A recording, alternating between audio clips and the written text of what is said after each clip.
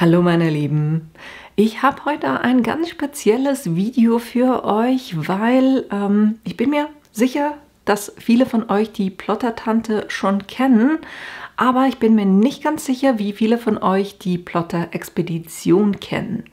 Und da die Miriam vor kurzem ja in die Schweiz gezogen ist, habe ich die Gelegenheit gleich genutzt und bin eben nach Luzern, wo sie mir in einem kleinen Interview quasi meine Fragen, die ich hatte zur Plotter-Expedition, beantwortet hat. Und das seht ihr auch gleich nach dem Intro.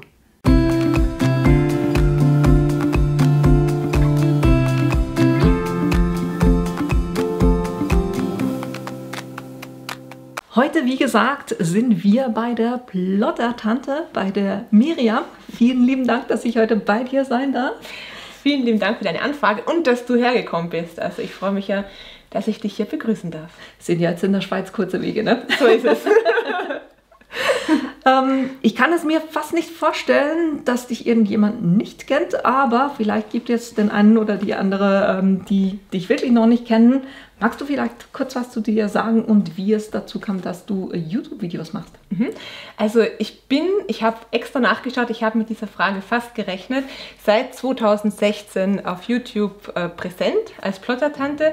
Und zwar, ich habe damals relativ viel genäht, wie viele andere übers Nähen das Plotten kennengelernt und war damals, bis vor kurzem, du weißt ja, in Budapest wohnhaft.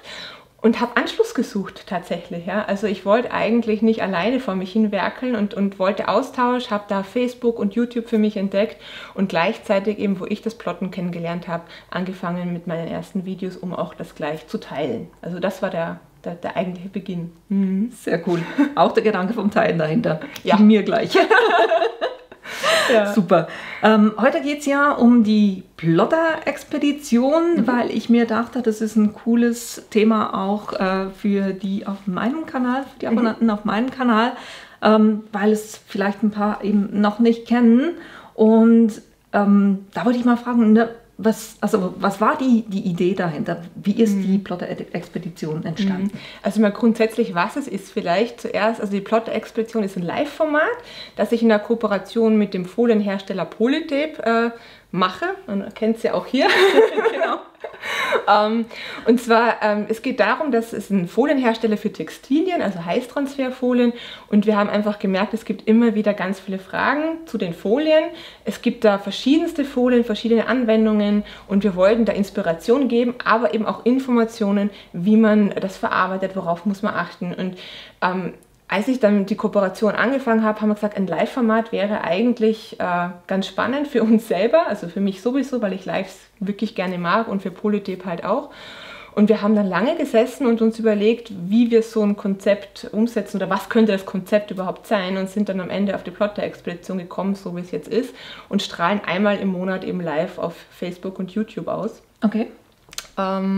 Sind aber immer noch am Optimieren oder Überlegen oder wir sind da immer flexibel, sagen wir so. Okay. Also ob das so bleibt oder ob wir es verändern. Okay.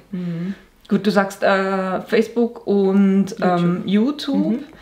Das sind in dem Fall die Kanäle, wo man dich findet mit der Plotter-Expedition. Wenn ich jetzt mal also werden die auch recorded, werden die auch aufgenommen? Kann ich die nachher angucken? Absolut. Also alle Videos, die ich live mache, bleiben immer erhalten, egal auf welchem Kanal, sei es Facebook, YouTube oder Instagram auch. Da sind wir auch vertreten, nicht unbedingt mit der Plotter-Expedition, aber da gibt es andere Formate. Und alles, was live passiert, bleibt erhalten. Da wird nichts gelöscht. Es soll auch jeder nachschauen können. Und habe auch auf YouTube jetzt speziell natürlich eine Playlist, wo man sie gesammelt dann findet.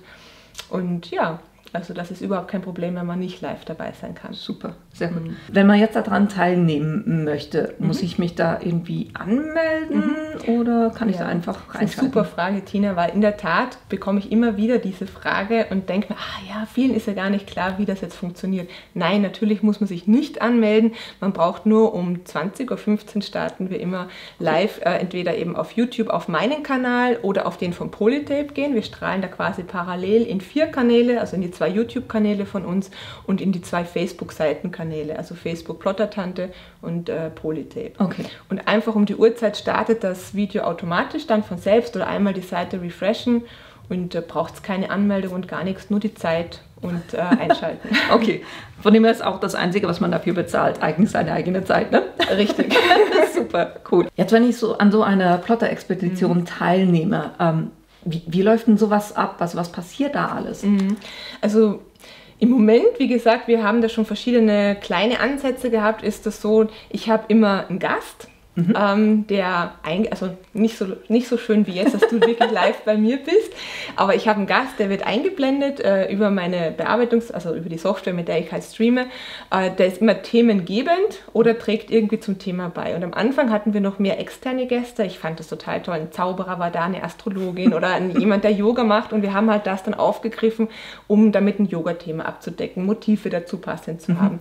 Und jetzt sind wir aber mehr im Design und wirklich kreativen Umsetzungsbereich geblieben und versuchen da mehr in der Community Gäste zu finden. Was ich ein bisschen schade finde, ehrlich gesagt. Aber mal schauen. Also ihr könnt auch gerne sagen, wenn ihr es wieder anders haben wollt. Ja, ich fand das nämlich sehr charmant. Und dann ist ein kurzes Gespräch mit dem Gast. Da gibt es dann schon meistens auch irgendein Thema oder was Spannendes, was er erzählt. Oder er kann sich halt auch präsentieren. Und man kann auch neue Personen und Accounts kennenlernen, ist eigentlich der Hintergedanke. Und dann kann man gemeinsam Projekte machen. Es gibt dann immer Designs, die man dann ab Sendungsstart 24 Stunden kostenlos herunterladen kann, um das auch mitzumachen oder im Nachgang umzusetzen. Ja, und wenn der Gast dann da war, dann gehe ich in die Aktion sozusagen und zeige dann wirklich noch mit den Folien von dieser Sendung Projekte her. Oder eben auch gebe Informationen zu gewisser Verarbeitung, wenn es spezieller ist. Wir hatten damals Softshell, wie geht das da überhaupt? Auf was muss ich denn da aufpassen oder so? Ja, das ist eigentlich der Ablauf. Und es gibt eben, man sieht es ja hier, dazu immer ein Expeditionsbundle. Das war noch nicht von Anfang an so, aber es haben dann immer mehr gesagt, wow, wir würden da gerne die Folien, die du da zeigst, auch kaufen können und genau das nachmachen oder mitmachen. Und dann haben wir eben dieses Bundle dazu entwickelt und das gibt es dann meist im Vorfeld jetzt eben zu kaufen, dass man es zum Sendungsstart im Idealfall schon zu Hause hat und dann direkt alles mit umsetzen kann. Okay. Das heißt eigentlich an Vorbereitung, wenn ich teilnehmen will, wäre Maximum einfach, dass ich mich vielleicht mal mit dem Bundle beschäftige oder vielleicht auch live gleich mitmache, ne? Genau, also viele sagen, es ist ihnen zu mühsam, live gleich mitzumachen oder man bräuchte dann ja mehrere, wo eins offen ist, wo man es anhört und sieht und dann muss man mit dem Plotter und das Programm und so weiter. Ne?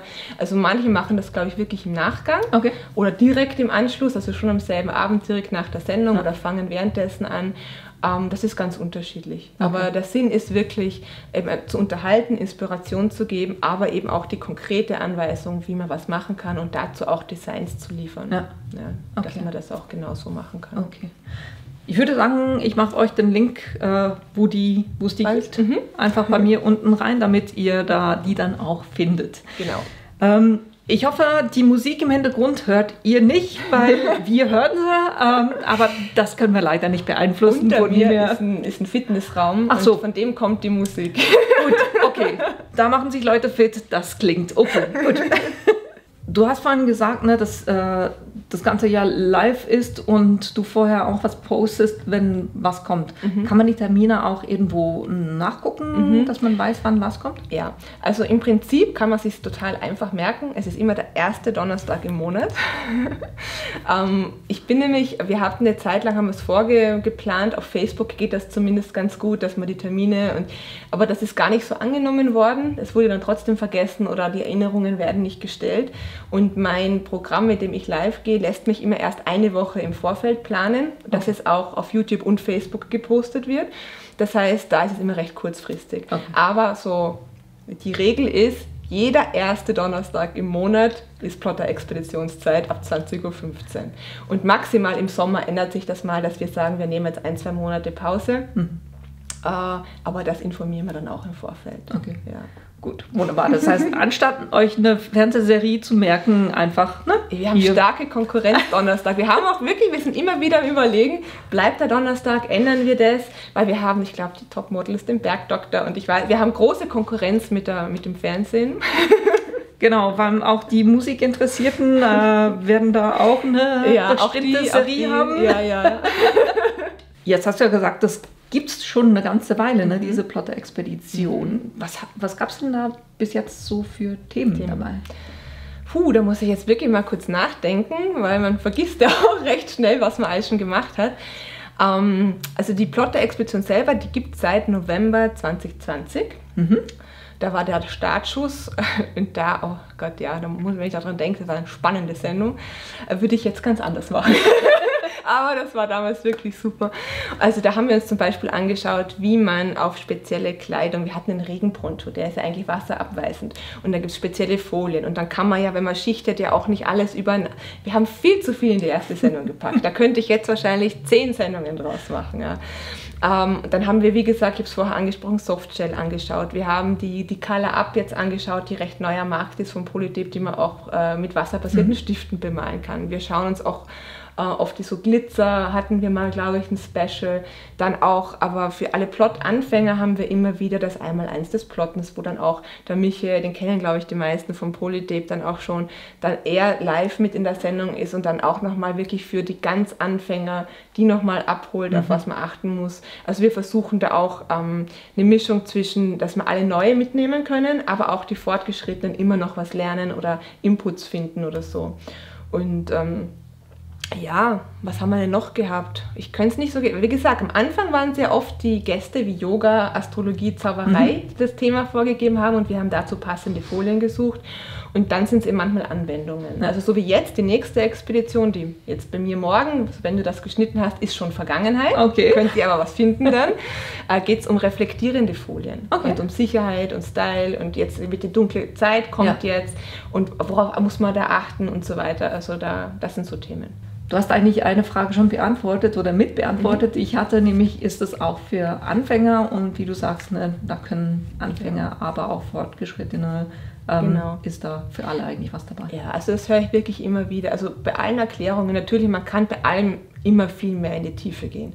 Aber man kann auch wirklich, wenn man was macht, alle Anfänger mitnehmen und erklären, warum das gerade so ist. Und das braucht nicht immer eine halbe Stunde, sondern es ist manchmal nur ein Satz und sie wissen Bescheid. Und für die da schon länger plotten, ist das eine Wiederholung oder nochmal eine Bestätigung oder vielleicht auch ein Aha. Ja. Also von dem her, glaube ich, ist es wirklich für alle immer geeignet und ja, doch, würde ich schon sagen. Ich habe es gemerkt, ich habe mir als Vorbereitung natürlich auch so eine Plotter-Expedition angeguckt. Muss ehrlich sagen, ich habe auch nicht immer die Zeit, alle anzugucken. Kennst du ja natürlich auch. Und dort ging es eben um den Regenponcho und da habe ich tatsächlich, ich habe das Gefühl, ich bin schon ein erfahrener Plotter, aber ich habe auch was gelernt von wegen, dass man mit der Abdeckfolie von der Flexfolie lernen kann, ob das abfärbt oder nicht, ne? Und das ist super. Ja, wie gesagt, die erste Sendung, da haben wir, glaube ich, wirklich etwa schon, wir hätten das aufteilen können, das alles, was wir da reingepackt haben, aber da sprichst du wirklich an, gerade die Farbmigration und solche Dinge, die kommen immer wieder, weil es ist immer wieder Thema für verschiedene Untergründe und das kann man auch immer wieder wiederholen, weil ist spannend und wie du sagst, man denkt da oft nicht dran und wundert sich, warum gewisse Dinge sich dann verändern und dann, jetzt weiß man es, die Farbmigration. Und wenn ihr nicht wisst, von was wir gerade sprechen, könnt ihr euch die Expedition anschauen. Genau, wärmstens zu empfehlen. Hast du denn irgendeine Lieblingsexpedition, bei denen die es schon gab, wo du sagst, dass die war speziell spannend für dich selber auch oder war das Thema halt einfach extrem passend für dich?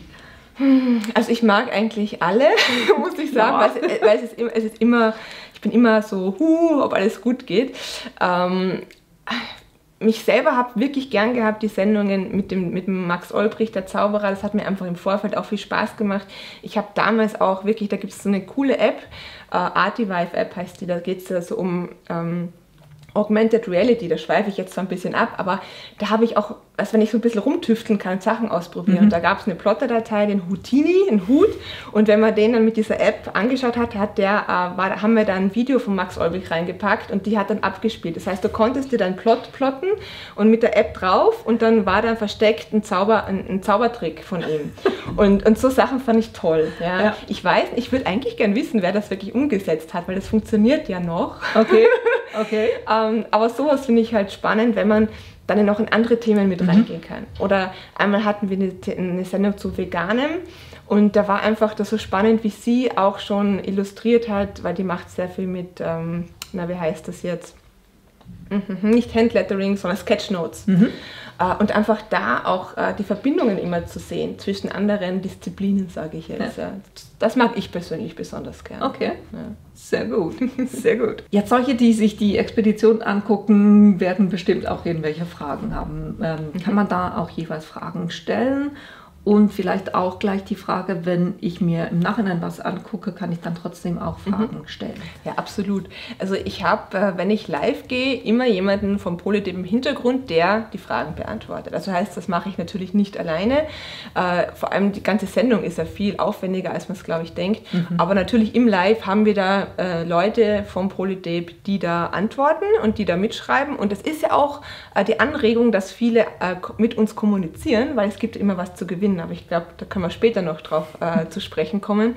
Das heißt, ja, Fragen werden beantwortet. Ich lese natürlich auch die Kommentare mit und kann die dann auch direkt im Live auch für alle ansprechen, damit nicht alle immer lesen müssen. Oder im Nachgang schaut dann nicht jeder auf die Kommentare oder so. Also das geht auf jeden Fall. Und was war die zweite Nachfrage, die du hattest? Wenn es eigentlich schon recorded ist, genau. Genau. Ja, also auch wenn ihr im Nachgang die Sendung anseht und ihr kommentiert das Video, werde ich ja benachrichtigt und kann dann auch natürlich antworten. Und die Möglichkeit, mir zu schreiben oder mich zu kontaktieren über Facebook, YouTube, E-Mail oder auch Polytip, die ist natürlich immer gegeben. Okay. Jetzt habe ich in einem Video gesehen, dass du Silhouette-Plotter verwendet hast. Ein Silhouette-Plotter, das war, glaube ich, die Cameo damals. Passiert das Ganze nur mit einem Plotter oder sind da auch verschiedene? Ja, also natürlich kann man diese Folien und alles, was wir machen, egal, Plotter unabhängig machen. Ich selber plotter mit Silhouette, Cricut und Brother, also ich habe da natürlich eine große Bandbreite, weil das ist ja mein Steckenpferd, das interessiert mich. Das heißt, natürlich kann man alles, was wir machen, egal mit welchem Gerät auch umsetzen. Vielleicht, die Joy ist manchmal klein, aber selbst da ist es ja auch machbar. Ja. Also völlig egal, mit was man arbeitet, passt das natürlich. Okay, super. Also ihr seht, ne, es spielt keine Rolle, welchen Plotter ihr habt. Hauptsache ihr Miriam hat auf alles eine Antwort. Ne? So ist es. Das andere Thema, was ich hatte, ich selber, das wissen meine Abonnenten, bin ein absoluter Caesar-Fan von den Folien und die verwende ich auch meistens.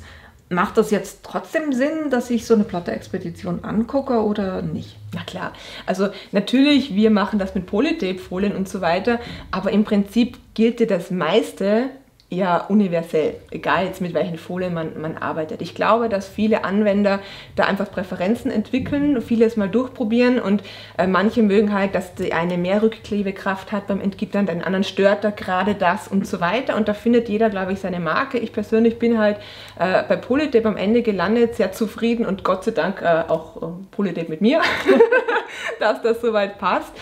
Aber im Prinzip gilt das ja für alle Folien. Man muss dann vielleicht nur, wenn wir halt Angaben machen zur Hitze, zur Dauer und so weiter, dann muss man einfach dann bei dem Hersteller, bei dem man ist, schauen, was der für Parameter hat. Ja. Und es gibt halt gewisse Folien, vielleicht die Turbofolie, wenn ich es jetzt nur rausgreifen darf, die man halt bei 130 Grad 5 Sekunden verpresst, die gibt es, glaube ich, so nicht unbedingt. Ja. Das sind meistens ein Ticken heißer, ein Ticken länger. Und dann kommt es halt einfach drauf an, was aber nicht heißt, dass es nicht genauso gut funktioniert mit der Folie von einem anderen Hersteller. Und es geht ja auch um Inspiration und Austausch und Kommunikation. Und da ist jeder herzlich willkommen und der kann auch komplett andere Folien natürlich verwenden. Super. Sehr gut. Jetzt hatten wir die Plotter, wir hatten die Folie. Die andere Frage, die ich hatte zu den Motiven, weil ich kenne das von meinem Kanal halt einfach, dass ihr mich ja oft fragt, ne, wo bekomme ich das Motiv her, wo kriege ich die Schriften her, die ich verwende. Wie ist das bei den Sachen, die du da in der Plotter-Expedition zeigst? Das ist auch eine gute Frage und zwar ist es eine Mischung. Zum Teil mache ich das selber. Oder wir arbeiten dann mit Designern und Kollegen aus unserem Umfeld sozusagen zusammen und fragen, hey, möchtest du für die Plotter-Expedition in 1, 2, 3, 4, 5 Monaten vielleicht ein Design liefern? Aber das heißt dann, es ist immer nur 24 Stunden verfügbar. Das heißt, die leben ja auch vom Verkauf ihrer Dateien. Und da sagen wir, okay, natürlich muss das jetzt nicht kostenfrei sein, dass sie da arbeiten, aber 24 Stunden wäre nett. Kann dann entweder bei uns verlinkt werden auf der Website oder beim Designer direkt im Shop und dann nach 24 Stunden wird das entweder dann eine Kaufdatei oder wird eben wieder rausgenommen. Das kommt jetzt drauf an. Wenn es jetzt von mir eine Datei ist, dann ist die halt nach 24 Stunden einfach wieder offline, weil ich verkaufe keine Dateien an sich.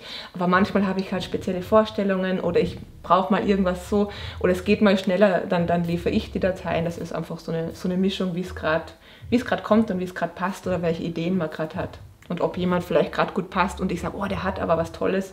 Und Gott sei Dank sind die meisten so nett und stellen uns das dann auch für 24 Stunden zur Verfügung. Was ja nicht selbstverständlich ist, ne? So ist es. Genau. Von dem her ein guter Grund, warum ihr live dabei sein solltet, damit ihr davon dann auch profitieren könnt, ne? Genau, so ist es. Da kann ich, wenn ich das darf, die Polytape Webseite, also poly-tape.de, da gibt es einen Reiter, dann auch für Craft. Da findet man die ganzen Infos über die vergangenen Expeditionen und auch immer die Links. Also dort kann man dann schauen, innerhalb von 24 Stunden und findet den Download und auch dann nochmal, wo man es kaufen kann, die Bundles, in welchen Shops, weil da gibt es ja auch verschiedenste Möglichkeiten in Deutschland, Österreich und der Schweiz. Ja. Jetzt gibt es ja einige von euch, die auch gerne ab und zu mal was live sehen würden und auch mich immer wieder fragen, na, gibt es Kurse? Ich gebe die Frage weiter. Kann man so eine Plotter-Expedition auch mal live miterleben oder gibst du auch Kurse zusammen mit Polytape? Also das ist ein spannender Input, den ich irgendwie mir gerade so vorstelle, dass ich da vorne dann wie so in dem Studio echt Leute sitzen habe, die mir beim Live-Gehen zuschauen. Fände ich spannend, nee, geht nicht. Ja, noch nicht, sage ich also mal.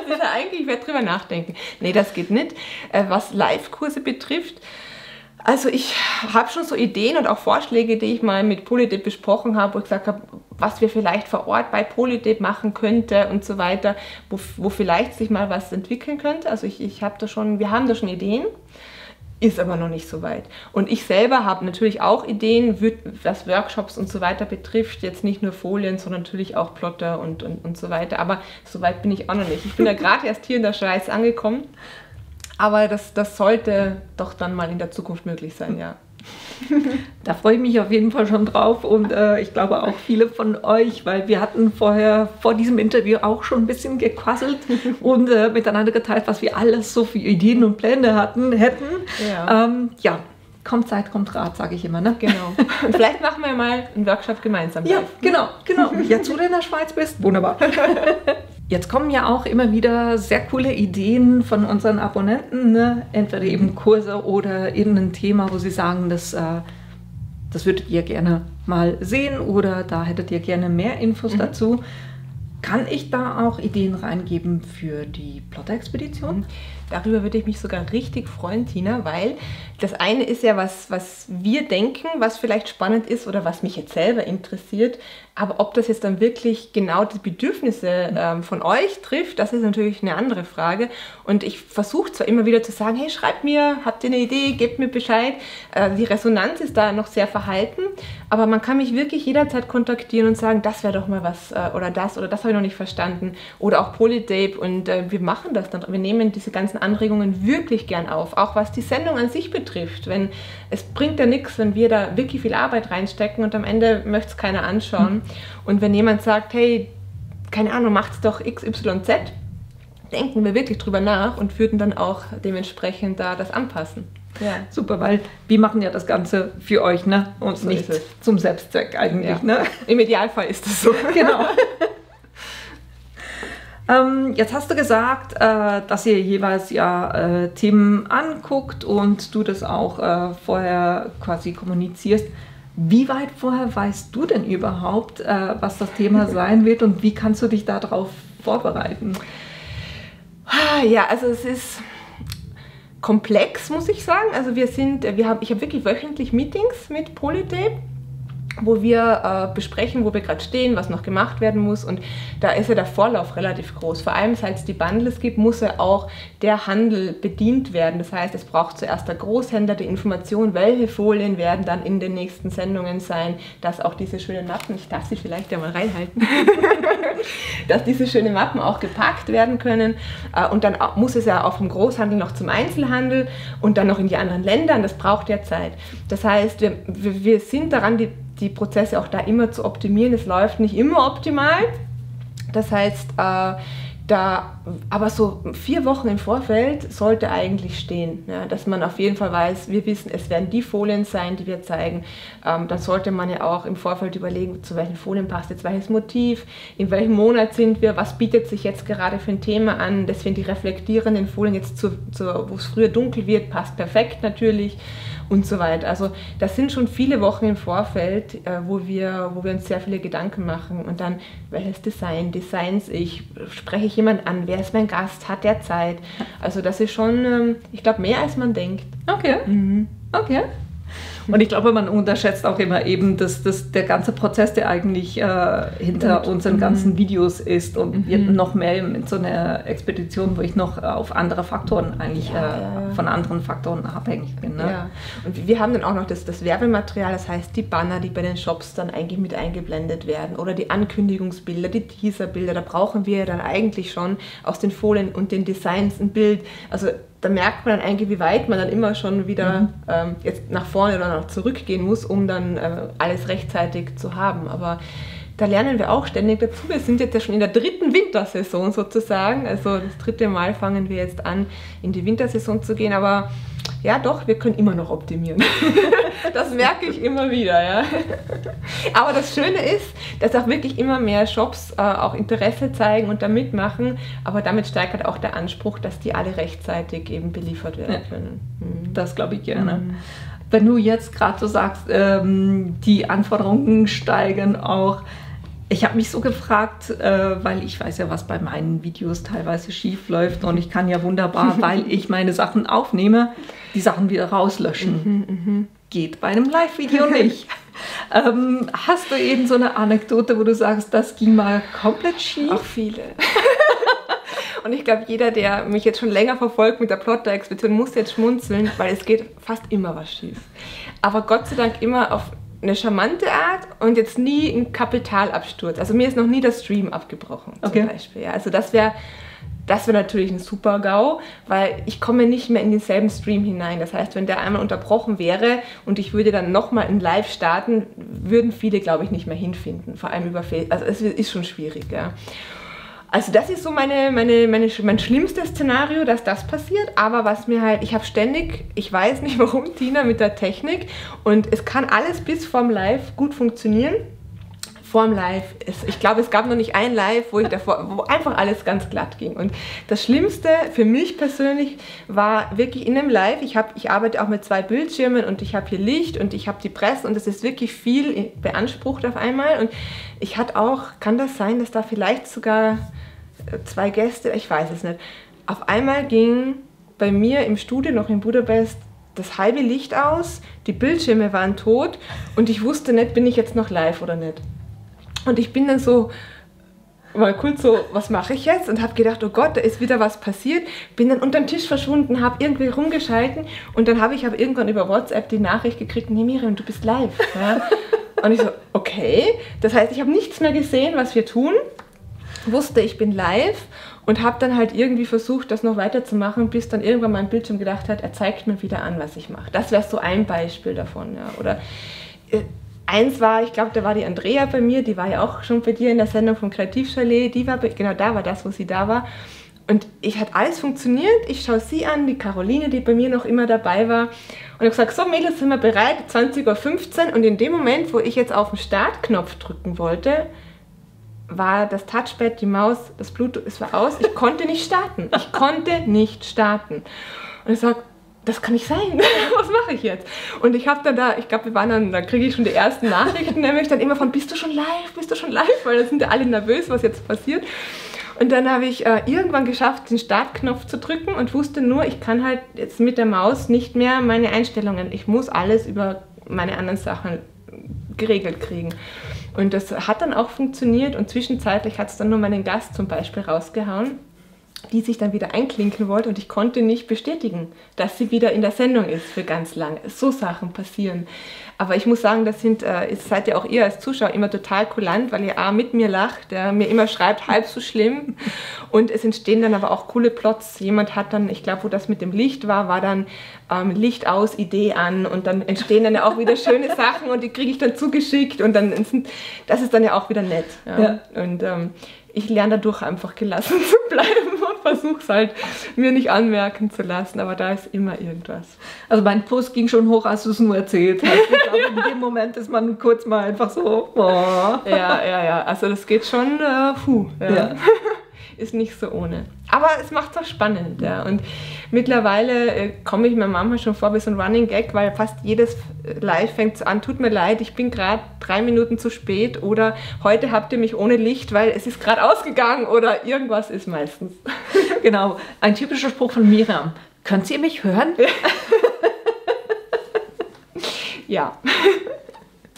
Aber ich muss auch sagen, das ist auch das Erste, was immer sofort kommt, wenn irgendwas am Ton nicht passt. Deswegen frage ich wahrscheinlich so, weil das ist immer das erste Kommentar, du bist heute so leise. Also, deswegen muss man sich doch immer absichern, dass es passt. Okay, sehr gut. Ich muss ganz ehrlich sagen, du hast eigentlich schon all meine Fragen, die ich hatte, beantwortet. Wenn ihr natürlich weitere Fragen habt, könnt ihr die auch gerne in meinem Video stellen und ich leite sie dann einfach an Miriam weiter, damit sie mir das auch beantworten kann. Ich weiß nicht, hast du irgendetwas, was ich dich nicht gefragt habe, wo du denkst, das wäre jetzt noch spannend, dass ihr das auch hört? Nee, ich glaube nicht. Nee, aber ich wollte dich noch was fragen. Nachdem du ja bei mir jetzt in der Schweiz... Das war nicht abgesprochen, ne? Nee. Ich habe auch extra auf den Moment gewartet, wo ich das jetzt anbringen kann. Nachdem du ja den Weg in meine Studie jetzt schon kennst und du weißt, dass ich ja eigentlich auch immer gern Gäste in meiner Sendung habe, aber meistens zuschalte, habe ich mir gedacht, magst du nicht mal bei einer Plotter-Expedition live dabei sein? Ja. Ich dachte schon, du fragst nie. Da freue ich mich jetzt aber. Also ich habe so nichts Konkretes mit einem konkreten Datum, aber das werden wir einfach danach vielleicht in deinem Kalender schauen, auch in unserem, weil wie du jetzt ja weißt, das muss ja immer im Vorfeld schon geplant sein. Dann würde ich mich sehr freuen, wenn du mal mit dabei bist. Super, da freue ich mich drauf. Wunderbar. Mir ist noch was in den Sinn gekommen, wo wir am Anfang gesagt haben, da kommen wir noch drauf. Nämlich, dass es was zu gewinnen gibt, glaube ich. Richtig. Danke, dass du Genau. Das haben wir ja auch schon vorbereitet. Und zwar neben dem Bundle, was man käuflich erwerben kann, es sind immer 10 Folien drin, gibt es eine Expeditionsbox, die darf ich vielleicht auch mal so reinhalten. Und die wird nämlich wirklich immer von der Janina vom Polytape passend zu jeder Sendung individuell gepackt. Das heißt, diese Box gibt es immer nur zu der Sendung und passt dann zur Sendung, sind aber nicht dieselben vom Bundle. Das heißt, es sind dann irgendwie andere zusammengewürfelt, auch von verschiedenen Serien, also mal eine Turbo, eine Pearl Glitter oder was auch immer, verschiedenste. Und die gibt es während der Sendung zu gewinnen und zwar, wenn man fleißig mitkommentiert oder was sagt. Ich frage auch manchmal, soll ich das so oder so umsetzen? Dann sitzt da immer jemand vom Polytape dahinter, schaut sich das an und am Ende der Sendung werden die auch noch in der Sendung live bekannt gegeben. Gibt es 3 Gewinner von diesen Boxen. Habe ich gesagt, 20 Stück sind da immer drin. Okay. Und auch am Anfang der Sendung gibt es was zu gewinnen, weil wir haben ja die Freebies, über die wir schon gesprochen haben, die 24 Stunden zum Runterladen sind. Und wenn man uns die einschickt im Nachgang, dass man mit denen was gemacht hat, dann kann ich die zum einen herzeigen. Am Anfang der Sendung mache ich immer eine Rückblende zur vorigen Sendung mit den Umsetzungen und dann gewinnt natürlich auch immer einer auch so eine Expeditionsbox, der mit den Designs von der Sendung was gemacht hat und eingeschickt hat. Okay, cool. Also 4 Boxen kann man gewinnen. Ne? Das ist schon nicht schlecht. Und auch, was Miriam vorhin gerade gesagt hat, von wegen, dass sie immer wieder fragt, ne, von wegen, wollt ihr das gerne, findet ihr, ich sollte es rot machen oder grün machen, finde ich auch eine klasse Sache, weil so könnt ihr eigentlich mitbestimmen, wie das Resultat dann eigentlich wird von dem, was du da in der Sendung drin machst. Ne? Genau. Finde ich eine klasse Sache. Dann würde ich sagen, haben wir eigentlich schon alles. Wie gesagt, ne, wenn ihr zusätzliche Fragen habt, schreibt die unten rein ins Kommentarfeld und ich werde die entsprechend weiterleiten. Sehr gerne. Ich werde auch einen Blick auf das Video haben. Ich kann dann auch, wenn du mir erlaubst, auch direkt antworten, wenn ich eine Frage sehe. Stimmt, ne? Kannst du natürlich sehr gerne machen. Ich danke dir ganz herzlich, dass ich hier sein durfte. Nochmal. Ja, ich danke dir wirklich fürs Kommen. Das hat mich total gefreut. Auch die Anfrage, dass ich da mit dir dieses Interview machen darf, hat mich total gefreut. Und ja, ich hoffe, du kommst dann bald wieder und dann seht ihr uns gemeinsam in der Plotter-Expedition. Genau. Wunderbar. Dankeschön. Ja, danke. Tschüss zusammen. Baba.